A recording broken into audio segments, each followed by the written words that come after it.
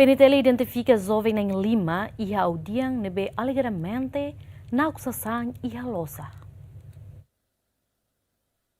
Polícia Nasional Timor-Leste liusi Polícia Esquadra Nain Feto simukaisa usi loja Nain katak jovem Nain Lima fotinau kusasan e loja laran nune polícia haloqueras atuação hodi identifica jovem Nain Lima ne no recolha fali sasan sira nebe lakon. Sira nebe mak nakteng furto agravado nebe mak usi suspeito Nain Lima agora moçanesa assegura ela ia Esquadra Nain Feto nebe mak ni evidência nebe mak ia ami rai ela ne evidência me recolha ia parte bara casa kipas angin, rice cooker ho sesilukta, memang agora ela ia Esquadra Nain Feto.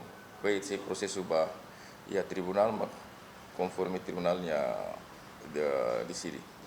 Awalnya ini fila ba usi vítima nya se hal processo ita continua processo. Mas be usi parte polícia sempre hal processo na fating. Toh hene ba maka ita bel di sini tamanaing ne kan naing ba processo justiça ne sira tribunal ou Ministério Público. Dadang ne pentela segura hela sasan sira nebe prende sai hanesan evidência hodi apresenta ba Ministério Público nune bele processo atuirlei. João Carlos, GMN.